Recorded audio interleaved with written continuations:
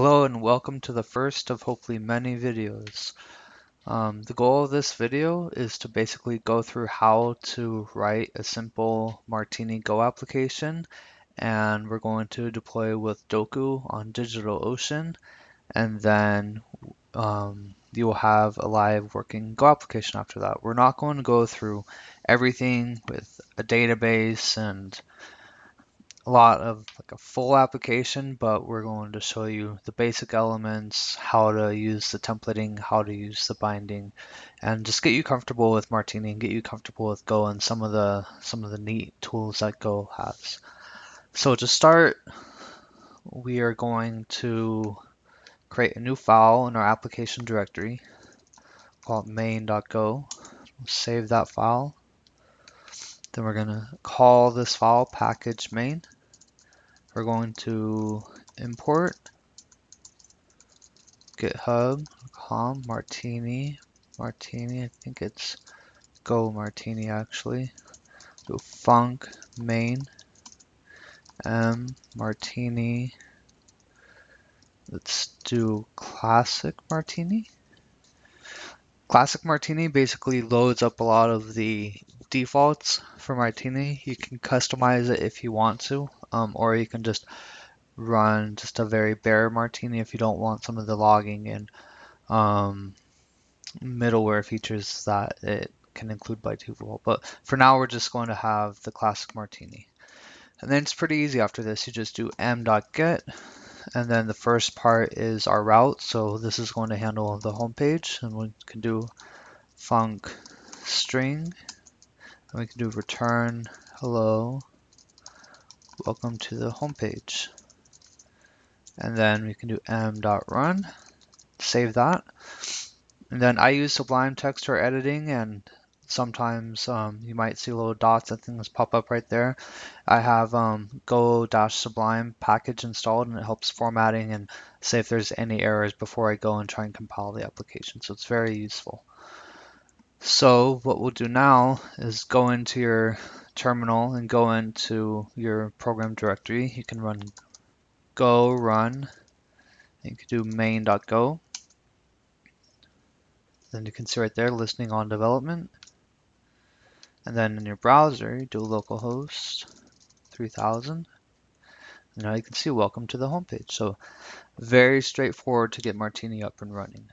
There's a useful application on GitHub called Gin, and there's a few different applications called Gin on GitHub, especially related to Go. Jonic is actually a framework that tries to compete with Martini, but there's the second one you'll see is Code Gangster Gin, and what this does is live reload, so it's very nice to use. So all you have to do is copy this command, run it right there, it'll install it. Now you can just run Gin. Now you can see instead of it kind of routing through Martini, it's actually routing through Gin right there. And then Gin does live code reloading, so we can add more files right here. We can edit this file right here. It'll automatically pick up those changes, and then we can go back to the browser right here and reload. You see it's up and running. So now what we can do is we can go github.com. We want to load a file from Martini contrib, and it's the render library, and then we would do m.use, and then I believe it's render.render. And then the nice thing about this is now we have a rendering library loaded. So if you're running into issues here where it might say cannot find github.com Martini contrib, all you have to do is run go get. And then what that will do is look through all of your dependencies that you're loading right here, load them into your system locally, and you shouldn't run into any issues with building the application. So if you run into issues building the application, chances are that's what's happening. Now we can go here. You can see nothing really changed because we're not actually using the render middleware on our controller. So now we're going to start building that out and go templates, create a templates directory. and then we can make an index.tmpl file. The render middleware will read TMPL files and HTML files. I just like to keep it TMPL just to kind of show that it is a template file, not a fully rendered HTML file. So then we'll build out some boilerplate HTML right there. We'll say test application. Then we'll say welcome to your test application. And then we can go here and you can do render. Actually, probably shouldn't do render because this is already using the render namespace. So let's just do render.render. Then we can do r.html, and that just signifies we're going to be loading an HTML5 or sorry, an HTML template. One thing I like to do, I could just do status 200 right there, but I just like to import net HTTP and status okay. That basically will do the same thing. And then we're going to load the index file. I don't have to do template.index because again, the middleware already knows to look in the template directory or the templates directory. And then v is if we're going to pass any data to the template. Right now, we're not going to do that. In a few seconds, we will show you how to do that. So we'll save this, and then we'll come here. It says missing return at end of the function. The reason it's saying that is because it's still expecting us to pass a string, but now we're not passing a string. The render middleware is actually taking over the response and is going to inject the HTML into the response. So we'll come back here. You can see build is successful. We'll refresh. Now you can see test application. Welcome to your test application. So it's really as easy as that to get templates going. And it's nice because now I can do like layout.temple and again do my boilerplate right there, test application, and then with the layout, the render application uses the Go templating engine, so you use curly brackets. I'm not sure why that's doing that right now. And then you just type in yield where you want the main template file that you're trying to load to render.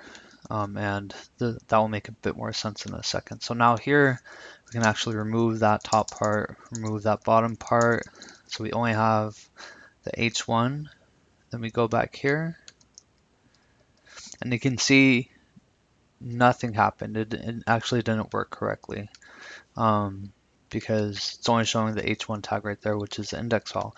You have to tell the render plugin, or sorry, the render middleware that you're going to use a layout. So we'll just do layout, the options, and you always have to remember to have a trailing comma, even if it's only one, like one element you're setting for the options right here. So now if we set the layout, now you can see test application, welcome to your test application. You can change this to an H2 tag. Refresh it, works perfectly. And then what we can do is let's just go over some of the routing that Martini provides for you. So we'll do user ID, we'll do func r render, and then we can do, let's try something, yeah, a bit different here. So the way that I return data to the application, this is something that I've kind of used back when I was using PHP, is I usually have an object that I pass to the view, and I usually just call it return data because it's data I'm returning to the view. So I'm going to have ID string, and basically it's just, now I have this ret data object and ID, and now what I can actually do is load in P for Martini params, and I can do P user ID, R HTML, and then same thing here, status okay. You can do user, but now I'm going to do return data. So now what this is doing is it's going to load the user template file. It's going to pass in the return data object, and then try and render it as HTML right there. So let's refresh. You can see there's actually no error right there, but if we go to user 1, you can say it's having an issue loading the user template, which is because we haven't created the user template yet. So now we'll go here and create the user.tmpl file, and then we can say you are viewing, and then user ID, we open up the curly brackets, then we can do ID, close the curly brackets, just going to confirm I'm using capitalized, yeah, capitalized ID right there, capitalized ID right there. Now we refresh. Now you can see you are viewing user ID 1. We go 2. So this is great because now what you can have in this is you can have the logic to where if you have a database, you can do database find your user or p user ID, and this is actually a real query that Gorm uses, and Gorm is a great kind of a middleware between you and the database and helps you build queries, and is almost like an ORM, but not really, because you still have to hard code some logic in there for it to work correctly. So we'll get to that in another video, but for right now, yeah, you can easily do that if you wanted to query a user in a database. So let's say, for example, you want to return the user as a JSON object. It's very easy. Just go here, HTTP status OK. You can return the data. You go back here, and actually, that's interesting. Not sure if it compiled it correctly. Sometimes you just have to hard refresh it. There it goes. So this is JSON, and we can actually look here, look on the network. You can see right there, it's returning it as application/JSON. So the render middleware sets the headers for you, formats it correctly for you, does everything that you need to do, and it's nice. So if I actually turn this into an int, and then I set this to 43, refresh it, you can see the quotation marks disappeared.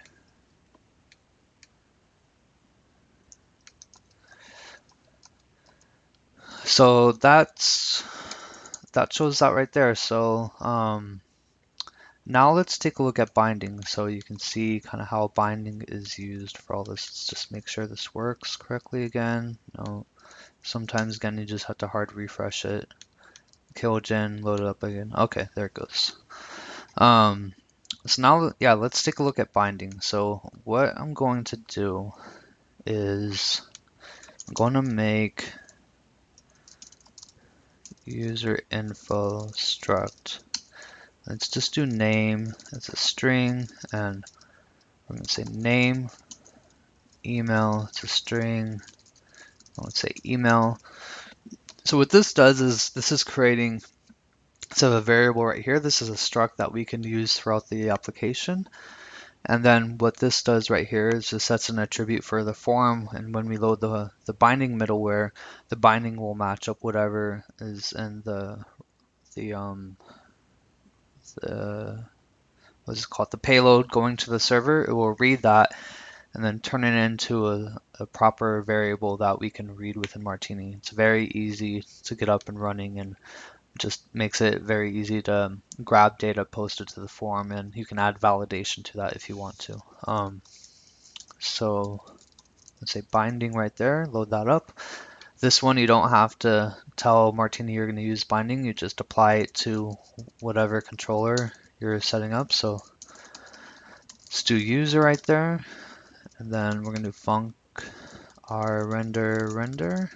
I'm going to say user and user info. So what we're going to do here is we're going to say binding bind, and then I'm going to say user info. So then what this does is Martini knows for the route of user, you're going to use the binding middleware to bind whatever the form data is to the user info struct. And then Martini knows, okay, you have the user info struct right there. You can pass it to the variable user. So then what I can do even is I can do JSON right there, status okay, and I can pass user just like that. So then let's see on the home page, I can make a form, do action for user, method is post, and then I can do label user, do name, br input text for name, br, then we'll duplicate that and we're gonna do the same here for email, change that to email just in case we ever want validation, email, and email. And then we'll do input submit, save user. All right, so we built out that form. We're telling it to post to user. We have the two fields, the name field and the email field. We can look here. This is actually, we need to tell this to look on post. So get is the default pretty much for all browsers. They do a get response when you go to web pages. But then when you save data to a server, for the most time you're going to use post, because if you use get, it's going to pass that as clear text, hard coded onto the URL, which is easier for people to see in your history. So if you post it, it's a bit harder for people to see in your history, but I wouldn't put it past it because it's still being sent as clear text across the network unless you're over HTTPS. But it's a different discussion for a different day. So go here, let's go to the home page, 3000. So we have Doug, we can do Doug at barrettbsi.com. So now you can see it replied as JSON right there. So I can do our HTML, status okay, user info, data, user info template. And I can do something like p name,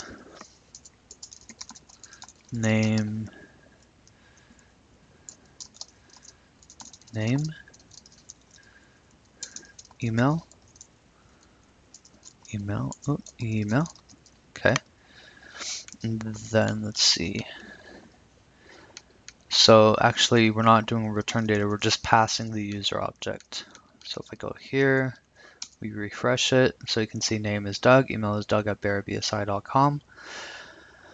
But the issue with that is that we're only able to pass the user object right now. That's not necessarily the best way to handle that, because we might want to pass other information like is the user logged in or not, what page the user might be on, just any type of information. So we don't want to pass just the user object to the view. So we'll make another return data struct right here, and then I can do user and then user info as the struct.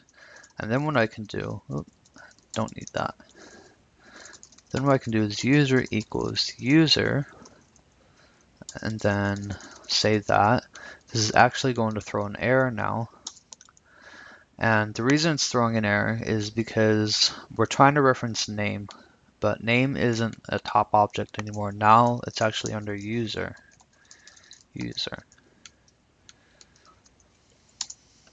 And that works just like that. So you can see it's very, very easy to get rendering up and running very quickly, binding up and running very quickly. This is really just the tip of the iceberg. There's much more you can do with Martini. It's very powerful, very quick. So yeah, now let's see, we can just show a few things how we can, a few things we can do in this. We can have a link to the home page, user one,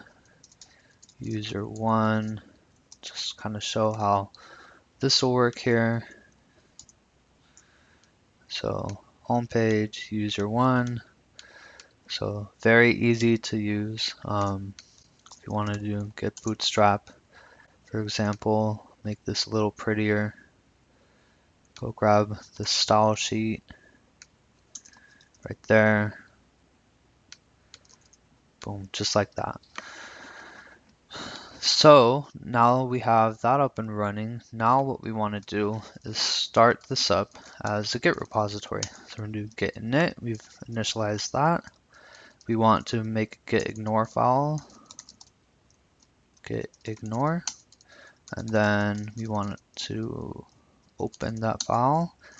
We want bin to be on git ignore because when you use gin, you'll see what it does is creates a binary file, which we don't want. We can even remove it right now. And if we load up gin again, it's just going to create that file again. So actually it's not there right now. Yeah, now it's back. So adding it to git ignore is nice because it's what looks like 8 megabytes or something that won't be uploaded to Git, which is not really needed because I'm working on Mac, but I'm going to be launching on Linux, so that binary actually won't run on Linux. So let's just remove that again. All right, now let's go to DigitalOcean here. Going to log in. I think this is my password. No.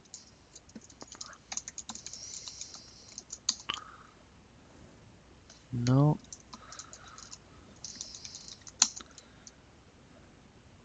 There you go. It's the issue of recording a video in real time is everybody's going to see your mistakes. You can see I have a few things right here. I'm working on a few projects. I actually have a Dokku server up and running, but we're going to create a new one just for the hell of it. So we're going to go here. I'm actually going to try something here.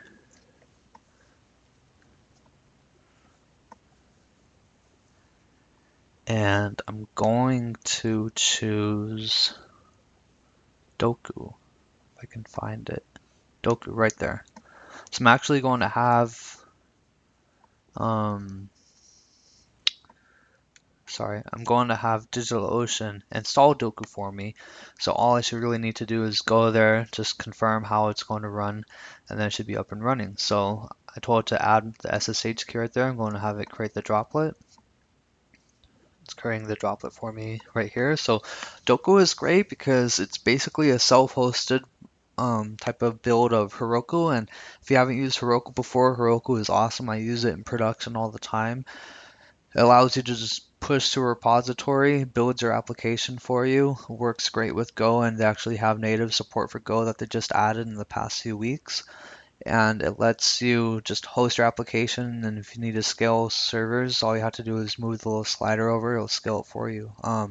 But Dokku is great because, I mean, I just set this up for $5 a month, and now I can just push it here and I don't have to worry about it spinning up if it went to sleep, which is an issue on Heroku with the free applications.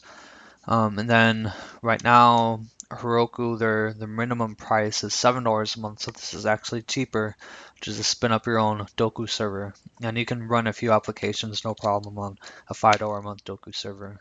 With Go, with Node, I heard you have to have a little bit more RAM to be able to run some of the node tools, but Go, I haven't had any issues with the smallest DigitalOcean server, so we'll give this a few more seconds right here. Let's go back to the code here. Yep, so this looks all good. We have our templates, we have git ignore and main.go. One thing we actually do need is we need godep.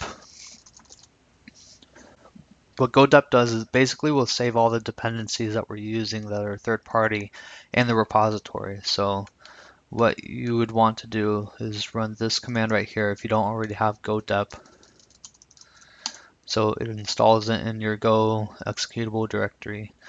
And then GoDep save.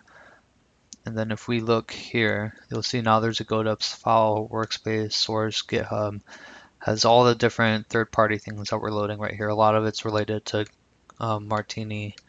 Looks like one of them is using this buffer pool. Probably the Martini application is using another third-party plugin. So it's nice because you use exactly what you're using on development instead of Dokku pulling what's used. How would you describe this? Instead of Dokku pulling it kind of like live, what's used when you're actually pulling it, what you actually don't want. And I ran into issues where on production it's pulling in a newer repository that actually broke the application. So GoDep is a great way to make sure it's running consistently on your development environment all the way to production. So that has saved. Let's check this. Still says it's creating it. Let's see. Yeah, I guess they're going a little slow today.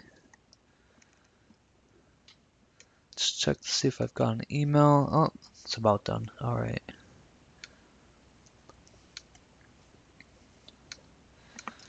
Yeah, so now we have GoDep on there. Oh, and one more thing. We do need a proc file. So we can do nano proc file. We do web test go app. And how I've seen it work is you want to call it the same thing that you're calling or that your directory is. So the directory is test-go-app. So that's why I called it that. So if I do actually go build and then I list the directory, you'll see right there it created the test.go.app. So I can do test go app and then now it's running. So yeah. So proc file, GoDeps. There's a few other things you can do specific to Dokku that we won't do right now. That's the basic pieces you need. All right, great. So now we have this. I'm just gonna go through this really quick here. Nope, finish that up. All right. And now you can see it redirected me to application deployment. So it's very easy. We're in the directory. Now we just need to add the remote. So if we go git remote add Dokku, go to Dokku add the IP, and then yeah, we're gonna call it test go app, and then we're gonna do git push Dokku master.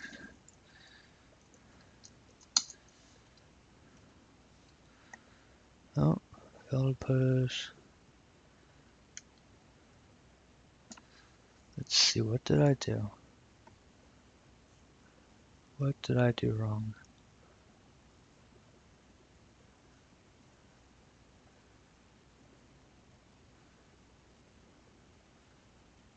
Does not match any.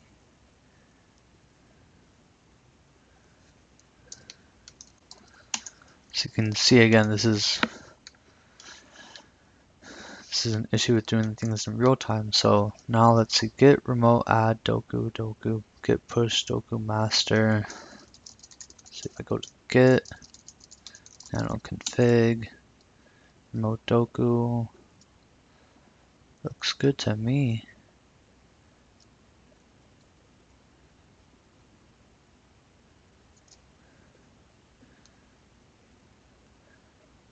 I'm sure one of you out there is screaming at their monitor, you know what the issue is. Let's see. Push Dokku master. Does not match any.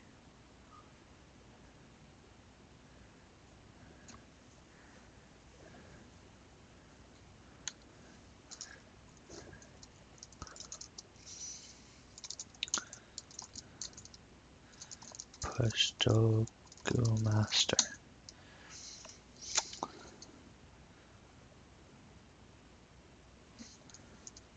Did I not commit it?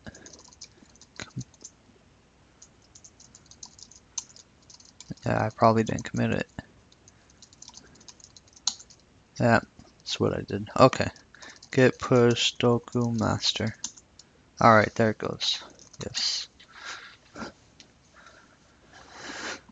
So I'm not going to cut this out. I want you to see how long it takes to build so you can see I haven't even logged on to the SSH server yet. I only knew that I had to go to the IP to just confirm my SSH key. But I haven't logged on. I haven't done anything.